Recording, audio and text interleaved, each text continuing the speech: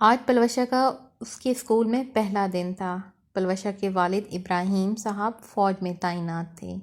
ان کا ٹرانسفر ابھی کچھ دنوں پہلے ہی اس چھوٹے سے شہر میں ہوا تھا۔ پلوشا 9ویں جماعت کی طالبہ تھی۔ درمیانے قد کی، لمبے سیاہ گھنے بال، ذہانت سے چمکتی بڑی بڑی آنکھوں نے اسے اور بھی حسین بنا دیا تھا۔ وہ صبح سویرے آنکھوں میں نئی امید لیے ارد گرد کا نظارہ کرتی ہوئی اپنے نئے اسکول کی جانب جا رہی تھی۔ یہ چھوٹا سا اسکول بالکل شہر کے بیچ بنا تھا۔ اس کے دائیں طرف کافی پرانا قبرستان تھا۔ قبرستان کے دائیں طرف ایک جگہ بنی تھی جہاں لوگ اپنے گھر کا کچرا اور مردہ جانور وغیرہ لا کر پھینک دیتے تھے، جبکہ اسکول کے بائیں طرف ایک میدان تھا جو پہلے سکھوں کی رہائش گاہ تھا، مگر تقسیم کے وقت جب فسادات ہوئے اس میں کافی سکھوں کا قتل ہوا تھا۔ اس کے بعد سے یہ میدان خالی تھا۔ پلوشا نے اپنی ذہانت اور خوبصورتی کی بنا پر جلد ہی اسکول کے اساتذہ کے دلوں میں جگہ بنا لی، بلکہ کلاس میں بہت ہی اچھے دوست بھی بنائے۔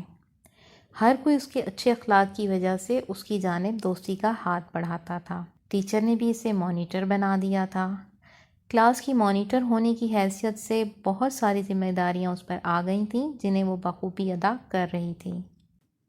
اماں، آپ کو پتہ ہے مجھے مس نے کلاس کی مانیٹر بنا دیا ہے اور سب استاد میری تعریف کرتے ہیں۔ پلوشا ابراہیم بہت اچھی اور ذہین بچی ہے، وہ صحن میں بیٹھی کھانا کھاتے ہوئے خوشی خوشی ماں کو بتا رہی تھی۔ ماشاء اللہ، میری بیٹی ہے ہی اتنی قابل کہ ہر کوئی اس کی تعریف کرتا ہے۔ زرمینہ بیگم بیٹی کے خوبصورت چہرے کو محبت سے دیکھتے ہوئے بولیں۔ زرمینہ بیگم اور ابراہیم صاحب کے اور بھی بچے تھے، مگر جو پیار ان دونوں کو پلوشا سے تھا وہ کسی اور اولاد سے نہ تھا۔ پلوشا ان کی اور اولادوں سے بہت الگ تھی۔ وہ اخلاق کی اتنی اچھی تھی کہ بہت جلد دوسروں کے دل اپنے لیے جگہ بنا لیتی، مگر ہر کسی سے ہنس کر محبت سے ملنے والی لڑکی کے بارے میں کوئی نہیں جانتا تھا کہ اس کی ہنستی مسکراتی زندگی کو کیا گرہن لگنے والا تھا۔ اس روز بھی چھٹی ہونے کے بعد پلوشا ٹیچر کو سب اسٹوڈنٹس کی ٹیسٹ کاپیز اسٹاف روم میں دے کر آنے کے بعد کلاس میں اپنا بیگ پیک کرنے لگی۔ بیگ پیک کرتے ہوئے اس کو یوں لگا جیسے کلاس میں کوئی آیا ہے۔ اس نے مڑ کر دیکھا تو کوئی بھی نہ تھا۔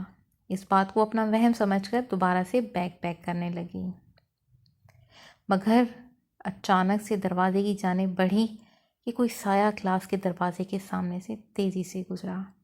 یہ کون تھا؟ وہ بھی اتنی تیزی سے گزرا۔ پلوشا یہ سوچتے ہوئے کلاس سے باہر نکل کر ادھر ادھر دیکھنے لگی، مگر اسے کوئی نظر نہ آیا۔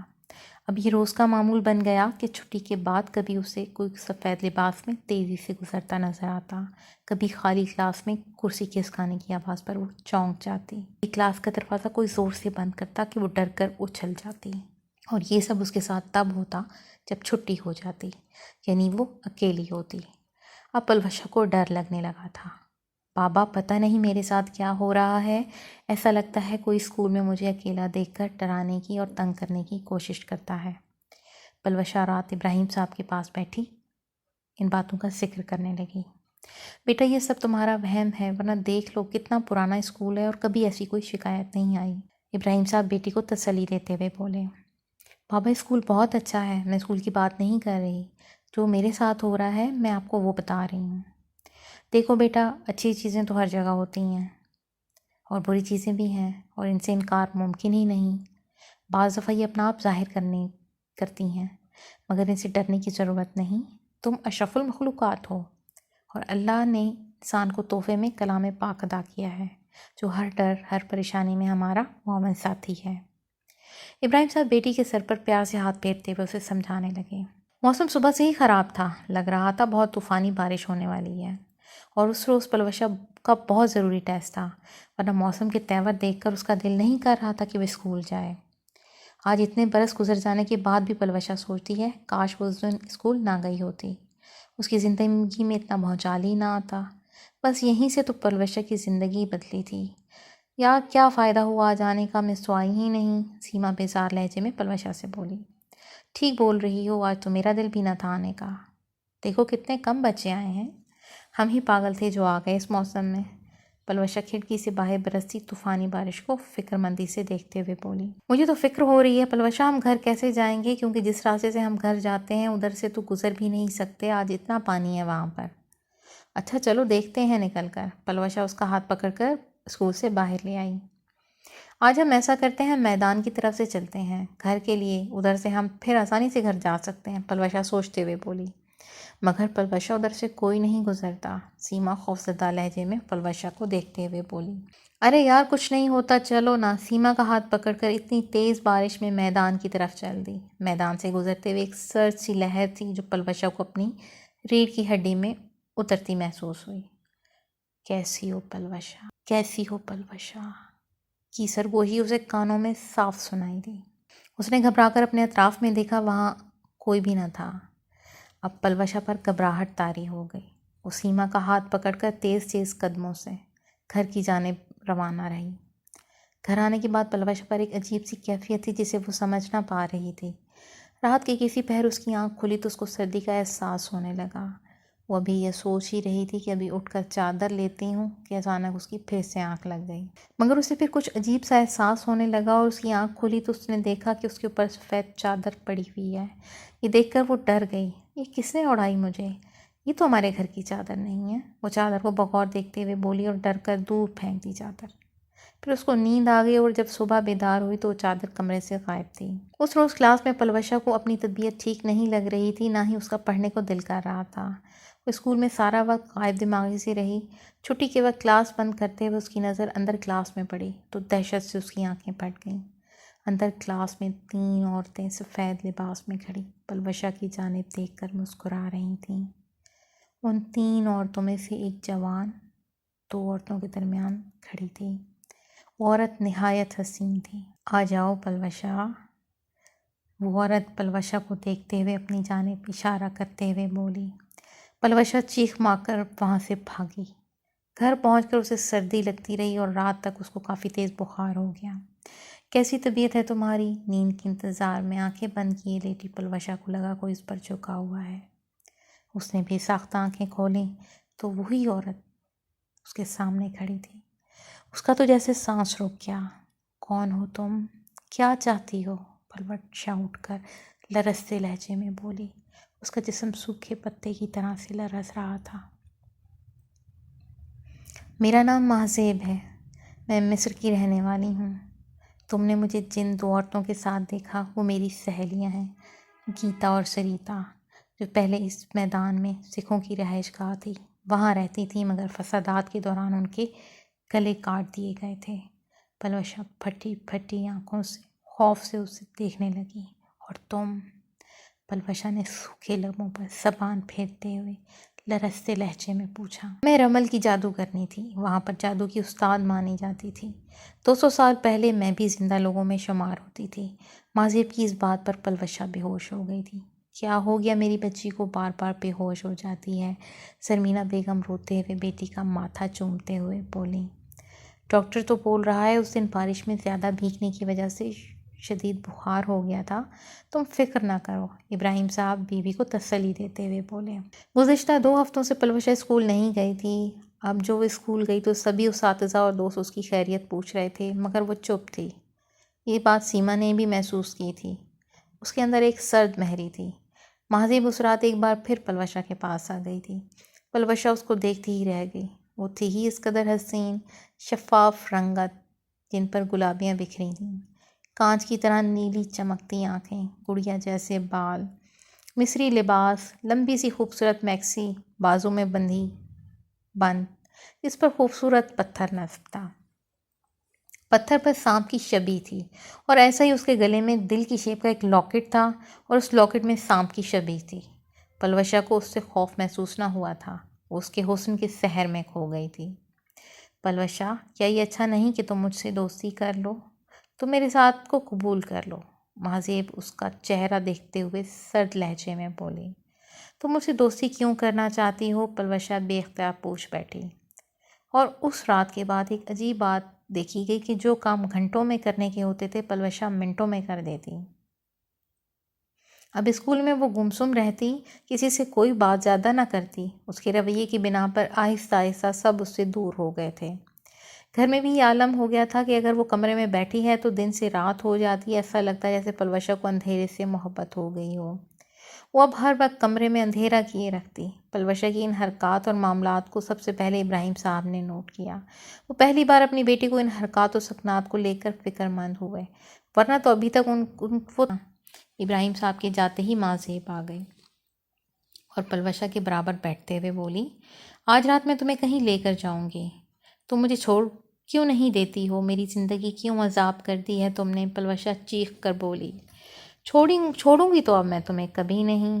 تمہارا ساتھ تو میرا عشق ہے، شوق ہے، تمہارا ساتھ میری مجبوری۔ کچھ بھی کر لو میرا ساتھ نہیں چھوڑ پاؤ گی، یہ کہہ کر ماں زیب کہکہا لگاتے ہوئے چلی گئی۔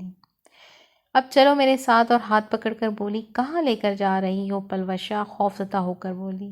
اس کی بات پر ماں زیب نے اسے گھور کر یوں دیکھا کہ پلوشا کو لگا جیسے اس کی آنکھوں سے شعاعیں نکل رہی ہوں، اور اسے محسوس ہوا کہ اس کی زبان بند کر دی گئی ہے۔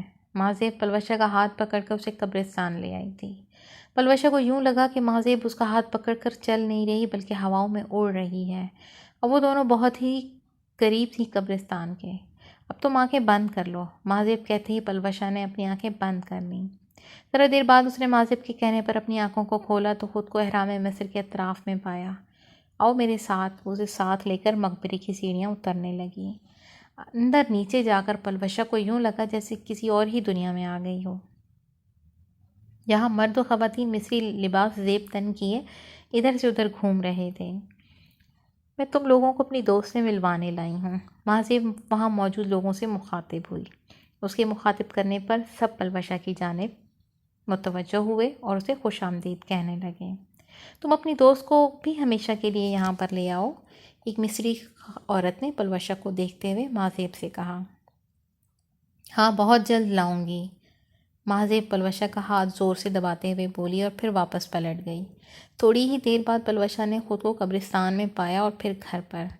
کیسے لگے تمہیں میرے لوگ؟ ماں زیب نے پلوشا کو لٹا کر اس کا سر سہلاتے ہوئے پوچھا تھا۔ پلوشا بے بسی سے بس سر ہلا کر رہ گئی تھی۔ اس کو لگتا تھا کہ اس کا اپنا آپ اب اس کا اپنا نہیں رہا بلکہ ماں زیب کا ہے، اس کی وہ ہر چیز پر قابض ہو گئی ہے۔ پلوشا اپنی زبان سے کسی کو اپنے اوپر بیتنے والی باتیں نہیں بتا پاتی تھی، اور پھر دیکھتے ہی دیکھتے وہ نیند کی وادیوں میں اتر گئی۔ رات کے کسی پہر ابراہیم صاحب کو پیاس کی شدت سے آنکھ کھلی تو کچن میں پانی پی کر واپس پلٹ رہے تھے کہ کچن کے دروازے میں کھڑی عورت کو دیکھ کر ڈر گئے۔ کون ہو تم؟ انہوں نے کانپتی آواز میں پوچھا۔ میں ماں زیب ہوں، پلوشا کی دوست، آپ کو خبردار کرنے آئی ہوں، آپ اگر مجھے اس سے دور کریں گے تو نتائج کے ذمہ دار خود ہوں گے۔ وہ ان کو دھمکی دیکھ کر غائب ہو گئے۔ ابراہیم صاحب وہیں کھڑے کھڑے پسینے میں بھیگ گئے تھے۔ وہ آج ہی تو عشاء کی نماز کے بعد مولوی صاحب سے ملے تھے اور پلوشا کی کیفیت بتا کر انہیں گھر آنے کو کہا تھا۔ وہ پوری رات ابراہیم صاحب نے آنکھوں میں کاٹی۔ انہیں خود سے زیادہ اپنی بیٹی کی فکر تھی کہ اس کو کچھ ہو ہی نہ جائے۔ فجر کے وقت جا کر آنکھ لگی تو صبح عجیب سے شور سے ان کی آنکھ کھلی تھی۔ یہ شور کیسا ہے؟ کمرے سے باہر آ کر انہوں نے پوچھا۔ آپ خود چل کر دیکھیے۔ زرمینہ بیگم چہرے پر گھبراہٹ اور آنکھوں میں آنسو تھے۔ ان کو لے کر گھر کے پچھلے حصے میں آئی جہاں پرندے پال رکھے تھے۔ ان پرندوں کو کسی نے بری طرح سے کاٹ پیٹ کر نہایت درندگی کے ساتھ ڈالا ہوا تھا۔ ابراہیم صاحب سمجھ گئے تھے یہ سب ماں زیب کا کیا دھرا ہے، اور اس کی دھمکی صرف دھمکی ہی نہ تھی، اس نے یہ سب کر کے بھی دکھایا تھا۔ ابراہیم صاحب فوراً ہی مسجد گئے، مولوی صاحب کو ساری تفصیل بتائی۔ مولوی صاحب نے ظہر کی نماز کے بعد ان کے گھر آنے کا وعدہ کیا۔ مولوی صاحب کے گھر آتے ہی پلوشا جو اپنے کمرے میں تھی بری طرح سے چیخنے اور چلانے لگی۔ اس کے منہ سے ایسی آوازیں نکل رہی تھیں کہ سب بہن بھائی خوف سے اسے دیکھ رہے تھے۔ زرمینہ بیگم کا بیٹی کی یہ حالت دیکھ کر رو رو کر برا حال تھا۔ مولوی صاحب کلام پاک پڑھتے ہوئے پلوشا کے کمرے میں داخل ہوئے کہ اچانک پلوشا نے ان پر حملہ کر کے انہیں زخمی کر دیا۔ بہتر یہی ہوگا اپنی بیٹی کا کسی اور سے علاج کرائیں، کیونکہ یہ مخلوق بہت ہی طاقتور ہے، میں اس کا مقابلہ نہیں کر سکتا۔ مولوی صاحب یہ کہہ کر چلے گئے۔ ابراہیم صاحب بہت مایوسی سے بیٹی کی حالت دیکھ رہے تھے، بکھرے بال، مرجھائی رنگت، آنکھوں کے گرد ہلکے۔ یہ پلوشا تو نہ تھی۔ دونوں ماں باپ اس کے پاس بیٹھے رہے، کبھی اس کا سر دباتے، کبھی ہاتھ پکڑتے، کچھ سمجھ ہی نہیں آ رہا تھا کیا کریں۔ کافی دیر بعد پلوشا پرسکون ہو کر سو گئی تو دونوں اس کے کمرے سے اٹھ کر چلے گئے۔ نیند کے عالم میں یہی پلوشا کو محسوس ہوا کہ کوئی اس کے پیروں کو کسی چیز سے جکڑ رہا ہے۔ اس کی آنکھ کھلی تو مہذیب اس کے پیروں میں گھنگرو باندھ رہی تھی۔ یہ کیا ہے مہذیب؟ پلوشا نے حیرت سے پوچھا۔ اب پلوشا کو مہذیب سے ڈر نہیں لگتا تھا۔ اسے بھی اس کے ساتھ کی عادت ہو گئی تھی۔ پلوشا اب روشنی سے گھبراتی تھی کیونکہ مہذیب کو بھی روشنی سے وحشت تھی۔ تمہارے باپ نے میری بات نہیں سنی نا تو میں اب اس کو سزا دوں گی۔ کھڑی ہو جاؤ اور ناچو۔ مہذیب پلوشا کو بیڈ سے گھسیٹتے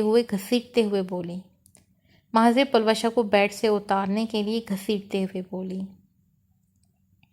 پلوشا نے بیڈ سے اترتے ہی ناچنا شروع کر دیا تھا۔ گھنگروں کی آواز پر ابراہیم صاحب اور زرمینہ بیگم سب کمرے میں آ گئے جہاں پلوشا دیوانہ وار بال کھولے ناچ رہی تھی۔ یہ کیا کر رہی ہو؟ ابراہیم صاحب نے آگے بڑھ کر بیٹی کو پکڑنا چاہا مگر پلوشا کے دھکے پر وہ اچھلتے ہوئے دور جا گرے تھے۔ زرمینہ بیگم بیٹی کے زخمی پیر دیکھ کر پھوٹ پھوٹ کر رو دیں۔ تمہیں خدا کا واسطہ چھوڑ دو میری بیٹی کو۔ وہ ہاتھ جوڑ کر اس نادیدہ وجود سے مخاطب تھیں۔ میں نے بولا تھا اس کے باپ کو پلوشا کو اس کے حال پر چھوڑ دے مگر اس نے میری بات نہیں مانی۔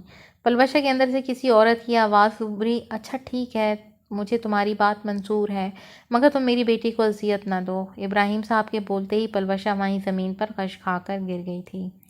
زرمینہ نے آگے بڑھ کر تیزی سے اسے تھاما۔ ابراہیم صاحب بھی بیٹی کی محبت میں نے بولا تھا اس کے باپ کو پلوشا کو اس کے حال پر چھوڑ دے مگر اس نے میری بات نہیں مانی۔ پلوشا کے اندر سے کسی عورت کی آواز ابھری۔ اچھا ٹھیک ہے، مجھے تمہاری بات منظور ہے مگر میری بیٹی کو اذیت نہ دو۔ ابراہیم صاحب کے بولتے ہی پلوشا وہیں زمین پر غش کھا کر گر گئی۔ زرمینہ بیگم نے آگے بڑھ کر تیزی سے اسے تھاما۔ ابراہیم صاحب بھی بیٹی کی جانب بڑھے تھے۔ پلوشا کے بہن بھائی خوفزدہ سے اپنی بہن کو دیکھ رہے تھے۔ مجھے معاف کر دو پلوشا، میں نے تمہیں اتنی اذیت دی، پر میں کیا کروں، تمہارے باپ کو بھی سبق دینا تھا۔ مہذیب پلوشا کو نڈھال دیکھ کر روتی ہوئی بولی۔ یہ تمہاری کیسی محبت ہے مہذیب؟ سوائے مجھے اذیت کے کچھ نہیں ملتا۔ ابراہیم صاحب بیٹی کو اس حالت میں نہیں چھوڑ سکتے تھے مگر جب بھی وہ علاج کا ارادہ رکھتے تو پلوشا کو مزید اذیت دی جاتی۔ وقت اور حالات کے ساتھ پلوشا اب بہت بدل گئی تھی۔ اب وہ کالج میں آ گئی تھی۔ مہذیب پڑھائی میں بہت مدد کرتی تھی۔ وہ بھی مہذیب کے ساتھ ہی عادی ہو گئی تھی، یا یوں کہہ دیا جائے کہ اس نے مہذیب کے ساتھ کو اپنی مجبوری سمجھ کر قبول کر لیا تھا۔ خاندان میں اب کوئی پلوشا سے نہ ملتا تھا، سب دور دور رہتے تھے، اور تو اور اس کے اپنے بہن بھائی بھی اس سے دور ہو گئے تھے۔ وقت اور حالات کے ساتھ پلوشا بہت بدل گئی تھی۔ اب وہ کالج میں آ گئی تھی۔ مہذیب پڑھائی میں اس کی بہت مدد کرتی۔ وہ مہذیب کے ساتھ کی عادی ہو گئی تھی، یا یوں کہا جائے کہ اس نے مہذیب کے ساتھ کو اپنی مجبوری سمجھ کر قبول کر لیا تھا۔ خاندان میں اب کوئی پلوشا سے نہ ملتا تھا، سب دور دور رہتے، اور اس کے بہن بھائی بھی اب اس سے دور ہو گئے تھے۔ شروع میں ان باتوں سے پلوشا کو بہت دکھ ہوتا تھا مگر وقت کے ساتھ ساتھ وہ ان کی عادی ہو گئی۔ ان دنوں کالج میں مبین نامی ایک لڑکا پلوشا میں کافی دلچسپی لے رہا تھا۔ اسے پلوشا کی ذہانت اس کی خاموشی اپنی طرف متوجہ کرتی تھی۔ وہ خود ہی اس سے باتیں کرنے کا موقع تلاش تھا۔ پلوشا بھی اس میں دلچسپی لینے لگی تھی۔ اب وہ دوبارہ ہنسنے اور بولنے لگی تھی مگر یہ سب مہذیب کو بہت ناگوار لگ رہا تھا، اور پھر کچھ دنوں سے پلوشا یہ دیکھنے لگی کہ مبین اب اسے دیکھ کر اپنا راستہ بدل لیتا ہے، یا اسے دیکھتے ہی ادھر ادھر ہو جاتا۔ مبین تمہیں کیا ہو گیا ہے؟ کہاں مصروف ہو گئے ہو؟ پلوشا خود ہی اس سے پوچھ بیٹھی تھی۔ پلوشا پلیز مجھ سے بات مت کیا کرو۔ مبین کے روکھے انداز پر پلوشا حیرت زدہ ہو گئی تھی۔ تم ایسا کیوں بول رہے ہو؟ پتہ نہیں پر تمہارا ساتھ مجھے بہت تکلیف دیتا ہے۔ پتہ نہیں پر تمہارا ساتھ میرے لیے بہت تکلیف دہ ہو گیا ہے۔ جب سے تم سے دوستی کی ہے مجھے نقصان ہی ہو رہا ہے، جسے میں اپنا وہم سمجھ رہا تھا مگر میں نے محسوس کیا ہے کہ تمہارے ساتھ بیٹھوں یا بات کروں تو میرے جسم میں ایک عجیب سا درد اٹھتا ہے۔ مجھے اب سمجھ آئی ہے کہ کوئی بات تو ہے جو تم سے کوئی بات نہیں کرتا۔ پتہ نہیں پر تمہارا ساتھ میرے لیے بہت تکلیف دہ ہو گیا ہے۔ جب سے تم سے دوستی ہوئی ہے مجھے کوئی نہ کوئی نقصان ہو رہا تھا، جسے میں اپنا وہم سمجھ رہا تھا مگر میں نے محسوس کیا ہے کہ تمہارے ساتھ بیٹھوں یا بات کروں تو میرے جسم میں درد اٹھتا ہے۔ مجھے اب سمجھ آئی کہ کوئی تو بات ہے جو تم سے کوئی بات ہی نہیں کرتا۔ مبین کی یہ باتیں سننے کے بعد پلوشا کی آنکھوں میں آنسو آ گئے۔ اسے جاتا دیکھتی رہی۔ کیوں کر رہی ہو تم میرے ساتھ ایسا؟ رات مہذیب کو اپنے ساتھ دیکھ کر پلوشا چیخ گئی تھی۔ کیا تم مجھے جینے نہیں دو گی؟ مجھے کوئی حق نہیں ہے کسی خوشی کا؟ پلوشا پھوٹ پھوٹ کر رونے لگی۔ تم صرف میری ہو پلوشا، اور کسی کی نہیں۔ تمہاری زندگی میں ایک وقت آئے گا جب تمہیں زندوں سے نفرت ہو جائے گی اور تمہیں روحیں اچھی لگنے لگیں گی۔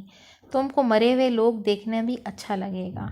مہذیب دھیرے سے اس کے کان میں سرگوشی کرتے ہوئے بولی، ادھر آ جاؤ، وہاں نہیں جاؤ۔ عمر پلوشا کو دیکھ کر اس کی طرف بڑھا تو خالہ اس کا ہاتھ پکڑ کر آہستگی سے بولی، کیوں اماں، میں کیوں نہ جاؤں؟ پلوشا آپی کی طرف 8 سالہ عمر ماں سے پوچھنے لگا۔ کیونکہ یہ پاگل ہے، سب کو مارتی ہے۔ 10 سالہ ہانیہ پلوشا کو دیکھ کر بولی۔ یہ باتیں سن کر پلوشا تیزی سے اپنے کمرے کی جانب بڑھ گئی تھی۔ تم اتنی اداس کیوں بیٹھی ہو؟ مہذیب نے بہت محبت بھرے لہجے میں پلوشا سے پوچھا تھا۔ دور ہو جاؤ تم یہاں سے، یہ سب تمہاری وجہ سے ہو رہا ہے، سب نے مجھے چھوڑ دیا ہے۔ پر میں تو تمہارے ساتھ ہوں نا، اور میں نہیں چاہتی کہ میرے علاوہ کوئی تمہارے ساتھ ہو۔ اچھا تم ناراض تو نہ ہو، میں تمہیں ناراض تو نہیں دیکھ سکتی، چلو آنکھیں بند کرو۔ مہذیب کے کہنے پر پلوشا نے آنکھیں بند کر لیں، اور جب کھولیں تو خود کو مہذیب کے ساتھ ایک حسین باغ میں پایا، جہاں ہر طرف رنگ برنگ کے خوبصورت خوشبودار پھول تھے۔ پلوشا مسحور کن انداز میں ارد گرد دیکھنے لگی تھی۔ بس پلوشا تم ناراض مت ہوا کرو، اور رویا بھی نہ کرو۔ میں ایک بات تم کو بتاؤں، انسانوں کی محبت ہمیشہ خسارہ دیتی ہے۔ یہ محبت کی قدر نہیں کرتے، ان کا خود غرضی میں کوئی ثانی بھی نہیں ہے۔ مہذیب نے ٹھیک کہا تھا پلوشا کو اب انسانوں۔ پلوشا کے برابر والے گھر میں ثانیہ نامی ایک لڑکی رہتی تھی، اس کی کرنٹ لگنے سے موت ہو گئی تھی۔ ثانیہ کی موت کے 2 روز بعد ایک رات پلوشا اپنے کمرے کی کھڑکی سے باہر دیکھ رہی تھی کہ برابر والوں کی چھت پر اسے کوئی کھڑا نظر آیا۔ اس نے غور کیا تو وہ ثانیہ تھی جو اپنے گھر کی چھت پر کھڑی تھی، اور پھر اس کے بعد یہ سلسلہ شروع ہو گیا۔ پلوشا کو وہ لوگ نظر آنے لگے جو اب اس دنیا میں نہیں تھے۔ اس رات مہذیب پلوشا سے کہہ رہی تھی، پلوشا تم میرا عشق ہو، میں تمہیں کبھی نہیں چھوڑ سکتی، تم میرے ساتھ اس دنیا سے جانے پر راضی ہو جاؤ، میں تمہیں کبھی نہیں چھوڑوں گی۔ اور بہت جلد تم اس دنیا سے چلے گئے تھے، وہ اور آ کر اس سے بات کرتے اور وہ بھی ان سے باتیں کرتی۔ اب وہ بڑے آرام سے آدھی رات کو قبرستان چلی جاتی، مہذیب جہاں جاتی اس کو ساتھ لے کر جاتی۔ اس روز ابراہیم صاحب گھر میں سورہ بقرہ کی تلاوت کرنے لگے تھے، جس پر پلوشا کی حالت کافی بگڑ گئی تھی۔ وہ اپنی بیٹی کو یوں نہیں چھوڑ سکتے تھے۔ انہوں نے گھر میں سورہ بقرہ روزانہ پڑھنا شروع کر دی تھی، جس پر مہذیب شدید ناراض تھی۔ اب پلوشا آدھی آدھی رات کو قبرستان میں پڑی ملتی۔ کبھی وہ اتنا ناچتی کہ ناچتے ناچتے بے ہوش ہو جاتی، مگر ابراہیم صاحب نے سورہ بقرہ کی تلاوت نہ چھوڑی تھی۔ ان کو اپنے گھر میں سانپ نظر آنے لگے تھے، مگر وہ پڑھتے رہتے تھے۔ ان کو خواب میں کسی نے کہا تھا کہ یہ گھر میں پڑھاؤ اور خود بھی پڑھو۔ وہ پلوشا کو زبردستی اپنے ساتھ بٹھا کر تلاوت کرتے، جس پر وہ پسینے میں شرابور ہو کر بری طرح سے چیختی اسے زنجیروں سے باندھنا پڑتا۔ پلوشا تم بھی میرے ساتھ پڑھو، ابراہیم صاحب تلاوت کرتے ہوئے روتے ہوئے بولتے۔ وہ اپنی بیٹی کو ایسی حالت میں نہیں دیکھ سکتے تھے، وہ ٹوٹ گئے تھے، مگر انہوں نے کسی صورت بھی اس مہذیب سے اپنی بیٹی کا پیچھا چھڑانا تھا۔ بہت مشکلوں سے پلوشا نے ان کے ساتھ تلاوت کرنا شروع کی۔ آہستہ آہستہ وہ نارمل زندگی کی طرف واپس آنے لگی تھی، اور پھر ابراہیم صاحب نے ایک بڑے عامل کے مشورے پر پلوشا کو ملک سے باہر اپنے ایک عزیزہ کے پاس بھیج دیا تھا۔ پلوشا اب امریکہ میں رہتی ہے اور وہاں تعلیم بھی حاصل کر رہی ہے۔ میری اس سے کچھ دنوں پہلے ہی موبائل پر بات ہوئی تھی۔ رک رک کر بولنے والی پلوشا کو مجھے بار بار مخاطب کرنا پڑا تھا۔ ایسا لگتا تھا کہ وہ بات کرتے کرتے کہیں کھو جاتی ہے۔ کیا مہذیب نے تمہیں اب تک نہیں چھوڑا؟ میرے پوچھنے پر وہ چپ ہو گئی تھی، مگر جب بولی تو اس کے لہجے کی نمی کو صاف محسوس کیا جا سکتا تھا۔ نہیں فرحا، اس نے مجھے نہیں چھوڑا، وہ آج تک میرے ساتھ ہے۔ ہاں، وہ مجھے نظر نہیں آتی، مگر اب بھی میں اس کو اپنے پاس محسوس کرتی ہوں۔ وہ مجھے بولتی ہے کہ میں نے اس کی محبت کا یہ صلہ دیا۔ وہ بولتی ہے پلوشا تم خوشیوں کے لیے ترسو گی، تمہیں نہ کسی کا ساتھ نصیب ہوگا اور نہ خوشی ملے گی، کیونکہ تم نے مجھے اذیت دی ہے۔ اس کی سرگوشیاں میں اکثر سنتی ہوں، اور اس نے ٹھیک کہا ہے، میں یہاں امریکہ میں ایک قابل اسٹوڈنٹ ہوں۔ مجھے استاد پسند کرتے ہیں، پر مجھ سے کوئی دوستی نہیں کرتا، کیونکہ میرے ساتھ سے ان لوگوں کو نقصان ہوتا ہے اور کچھ کو جسمانی اذیت ہوتی ہے۔ مجھے اب بھی روحیں نظر آتی ہیں۔ بس میں تم سے ایک بات بولوں گی جو تم سب کو بتانا، کہ کتنی بھی مشکل گھڑی ہو جائے قرآن پاک کی تلاوت کرو، کیونکہ یہ ہدایت کا سرچشمہ ہے۔ بس دعا کیا کرو اللہ مجھے سکون دے، میں بہت بے سکون رہتی ہوں۔ آج بھی اتنے سال گزرنے کے بعد جب چاند کی 13-14 تاریخ آتی ہے تو ماں سے مجھے وہ اذیت دیتی ہے کہ میری دردناک چیخیں نہیں تھمتی، اور اس کی اس محبت نے مجھے زندگی بھر کا کرب اور اذیت دی ہے، اور اس کے سوا کچھ نہیں دیا۔ میں آج بالکل تنہا اور سب سے دور اس وقت کو روتی ہوں جب میں اس میدان سے گزری تھی۔